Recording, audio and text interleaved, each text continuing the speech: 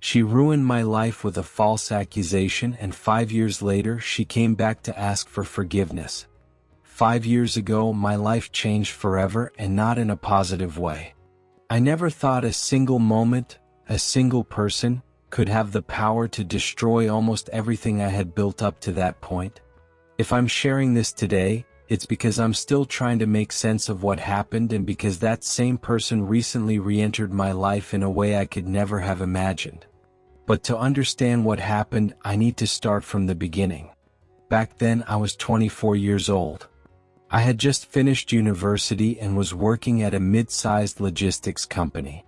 It wasn't the best job in the world, but it gave me enough stability to move out on my own and start planning a serious adult life.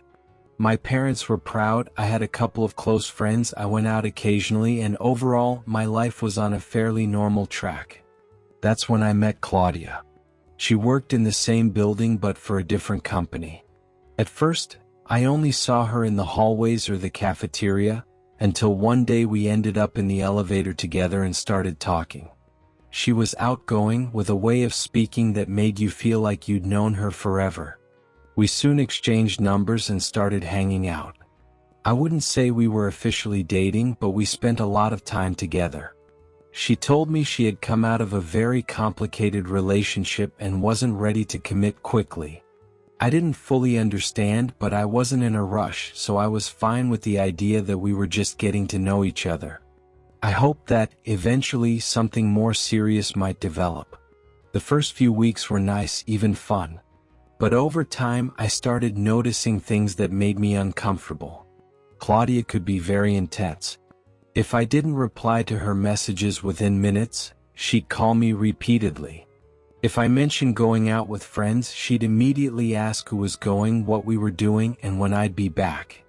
There were moments when she seemed calm, but the smallest thing could trigger jealousy or arguments. I tried to justify it, thinking maybe it was her insecurities from her past relationship or that she just needed time to trust me. However, things escalated. One day, uninvited, she showed up at my workplace with food for us to have lunch together. It wouldn't have been strange, except she arrived upset, questioning why I'd been talking so much with a female coworker. The worst part? That coworker was at the same table when Claudia burst in with the food. You can imagine the awkwardness. Still, I gave her the benefit of the doubt. I'd never been in a relationship with someone so demanding, and part of me thought that if I was patient, she'd eventually calm down. But then something happened that I could never have anticipated. One night, after a silly argument about a message I hadn't answered quickly enough, Claudia stormed out of my apartment in a rage. I assumed she'd cool off by the next day as usual. Instead, I got a call from the police asking me to come in because there was a complaint against me. Confused and nervous, I went. That's when I heard the words that left me in shock. Claudia had accused me of harassment and assault. My blood ran cold. I couldn't believe what I was hearing. They described me as someone who stalked her, who wouldn't take no for an answer, and who had even hit her once. It was a completely fabricated story, but it was written with so many details that it sounded convincing. I tried to explain to the officers that it was all a lie, that we had been seeing each other consensually, that I had messages and photos to prove it. But they looked at me with a mix of skepticism and distance. I didn't understand it then, but I later learned that in cases like these, authorities often proceed cautiously, prioritizing the safety of the accuser. That meant even though it was false, I had to prove my innocence. And believe me, proving you didn't do something is infinitely harder than pointing a finger. The first thing that happened was that I was suspended from my job while the situation was investigated. The company didn't want to be involved in any scandals. Some co-workers who had seen me with Claudia started looking at me differently, as if I were suddenly dangerous. A couple of friends distanced themselves too. Even my family, though they believed me, was confused and worried. The following months were a nightmare. I had to hire a lawyer, spend money I didn't have on legal defense, and dedicate time and energy to gathering evidence. I collected conversations, screenshots, photos clearly showing we were in a relationship, and testimonies from people who had seen us together. All of that helped slowly dismantle the narrative she had invented. The legal process dragged on for over a year. It was exhausting, humiliating, and personally devastating. Every time I had to appear in court, I saw Claudia across the room, faking tears and recounting events that never happened. Finally, after that hell, the case was dismissed for lack of evidence. Officially, I was cleared. But by then, my life was in pieces. I had lost my job, my reputation was tarnished, and some family members still had doubts, even if they didn't say it out loud. I was in debt from legal expenses and deeply depressed. I isolated myself almost completely, avoiding new people out of fear that something like this could happen again. For a long time, I carried immense resentment toward Claudia. I couldn't understand how someone could be so cruel as to make something up and ruin another person's life. I tried to find psychological explanations, justifications, anything to help me process it, but I never found a sufficient reason. The years passed. With a lot of effort, I managed to rebuild my life. It wasn't easy. I had to move to a different city, start a new job, and work hard to pay off my debts. My self-confidence was damaged, and romantically, I closed myself off completely.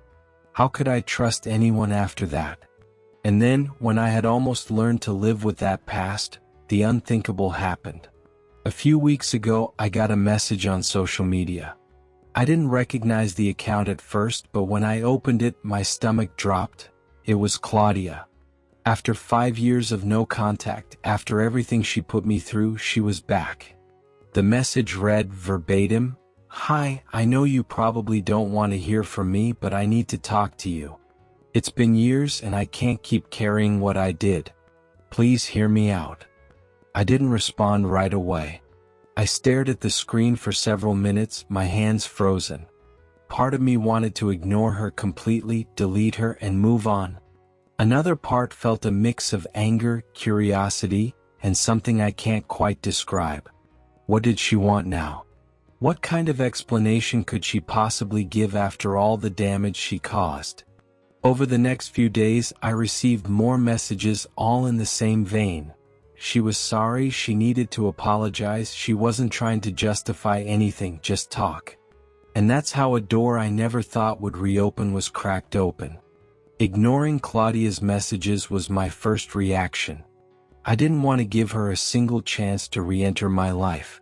I blocked her on several social media platforms, but she always found another way to contact me. New accounts, emails, even a couple of calls from unknown numbers that I didn't answer.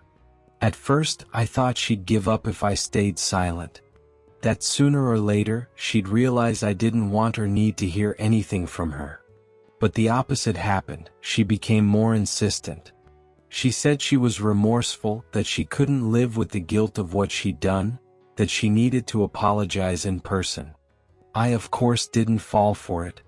I knew there could be any hidden intention behind her words. Claudia always liked to manipulate and use emotions to her advantage. For weeks I stayed firm until one day I faced the situation I least expected. It was a Saturday afternoon. I had gone to the supermarket and was returning with grocery bags when, as I climbed the stairs to my building, I saw her. Claudia was standing in front of my door. I hadn't seen her in person in 5 years, and having her there triggered a mix of anger, nerves, and immediate rejection. She looked different, but not so much that I couldn't recognize her instantly. Shorter hair, simple makeup, plain clothes. When she saw me, she stood up abruptly as if she'd been waiting for hours. "Bola," she said, her voice trying to sound calm. "I know you don't want to see me, but please just hear me out." I stood in the hallway unmoving. My heart was racing, but I knew I couldn't let her into my apartment. "Leave, Claudia. You have no business here," I said. "Please," she insisted. "I just want to talk. Don't leave me like this." "No," I replied firmly. You have nothing to explain and I have nothing to hear. After what you did, don't expect me to open the door." She seemed to break in that moment. She started crying, covering her face with her hands, and then spoke in a trembling voice. "I did it because I was jealous. Because I couldn't stand seeing you with others, because I thought you were going to leave me. I made it all up so you wouldn't leave me, so you wouldn't ignore me. I was an idiot." Her words hit me not because they surprised me but because they confirmed what I had always suspected, that her accusation was nothing more than an act of possessiveness and manipulation. "Do you have any idea what that cost me?" I said, holding back my anger. "Do you have any idea what you destroyed? I lost my job, I lost friends, I had to go into debt, move, rebuild from scratch. All because you were jealous. Do you know how many nights I couldn't sleep because of your damn lie?" She looked down and mumbled, I know, and I'm sorry. I've lived with the guilt all these years. I want to make up for it even just a little. I still love you and I want us to try again." That last sentence was the final straw. I felt a wave of repulsion. "Try again?" I repeated, almost laughing at the absurdity. "You're completely out of touch with reality. I don't want anything to do with you, Claudia. I don't want a relationship, I don't want friendship, I don't want apologies. I want you gone from my life for good." She looked at me with red eyes, took a deep breath, and then her tone changed completely. Her voice turned cold, threatening. "If we don't get back together, I can accuse you again. No one knows I lied, and you know they'll believe me again." That threat didn't surprise me as much as it should have. Deep down, I always knew Claudia was capable of that and more. That's why, ever since I suspected she might reappear, I had taken a precaution. Every time I went out, I kept my phone recording audio in my pocket. That day was no exception.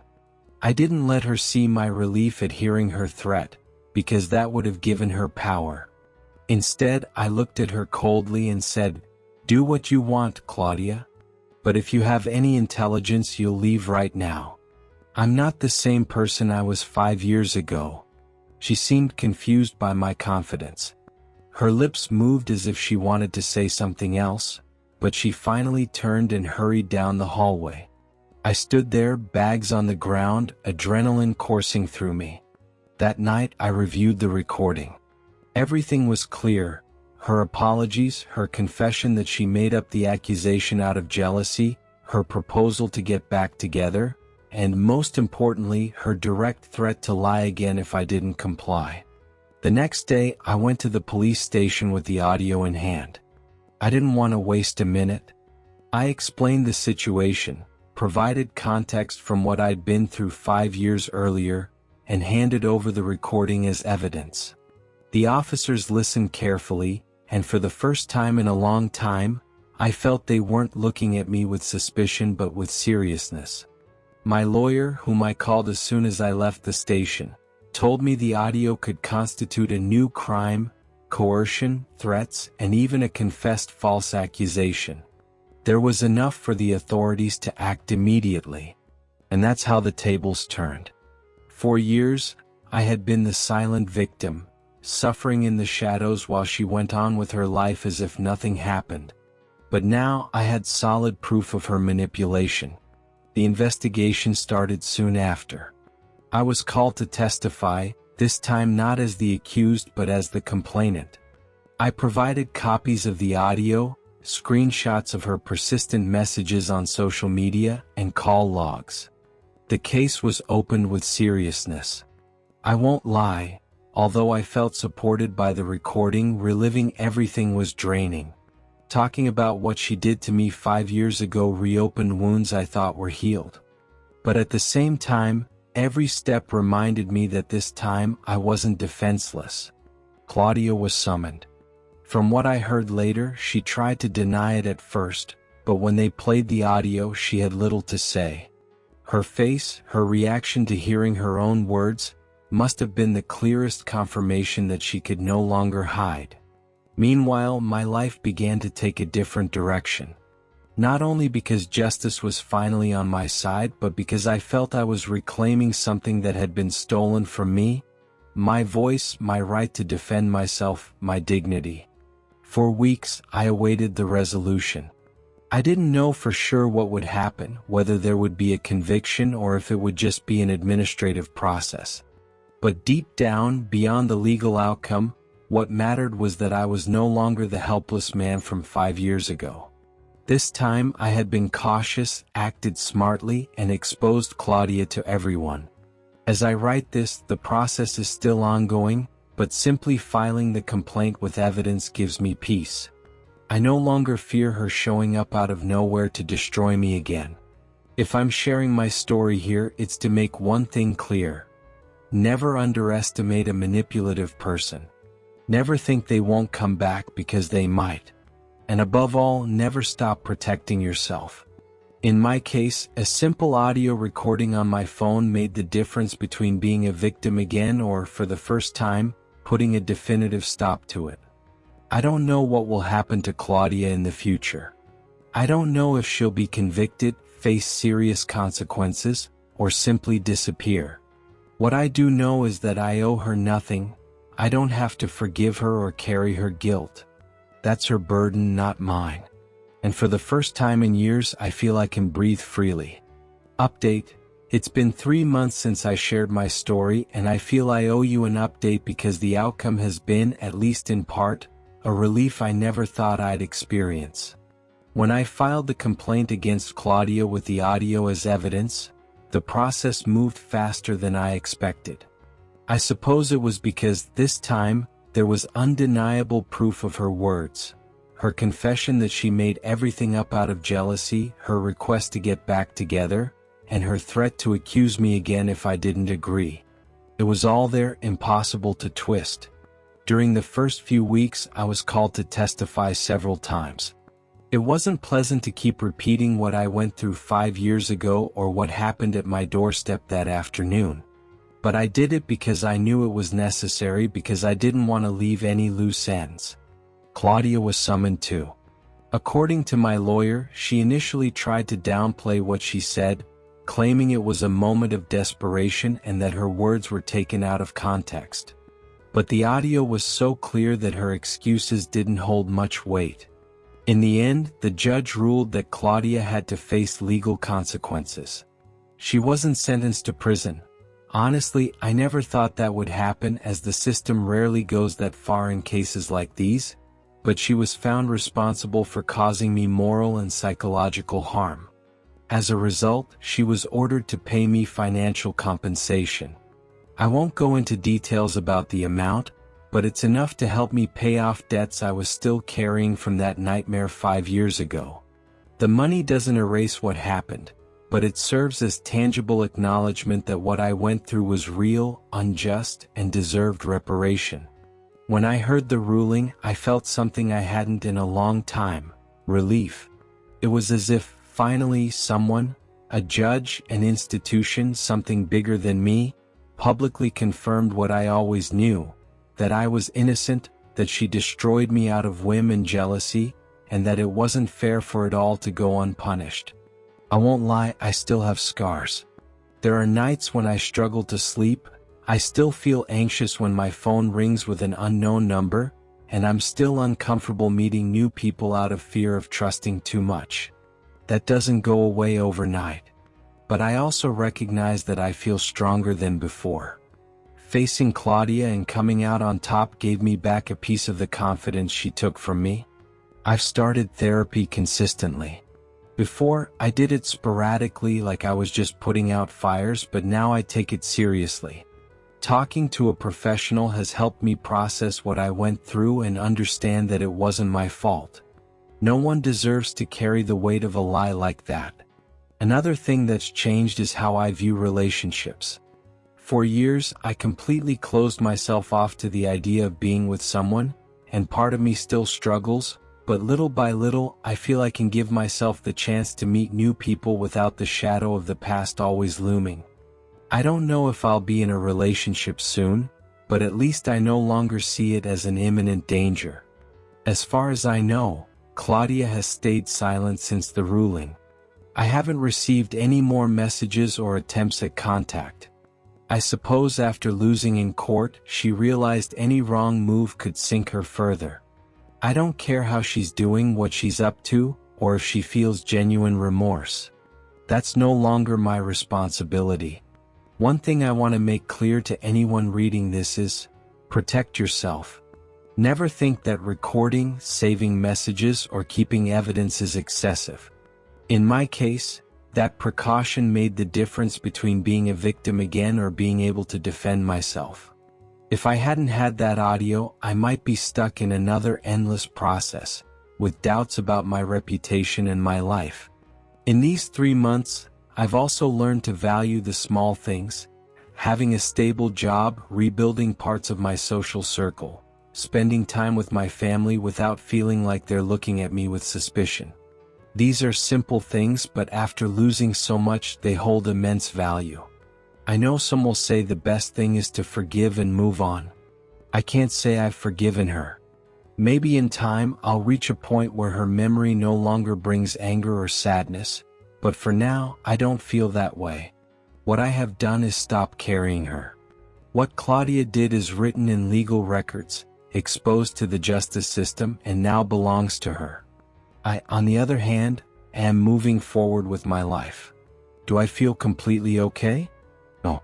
Do I feel better than I did 5 years ago? Without a doubt. Most importantly, for the first time, I feel I have closure.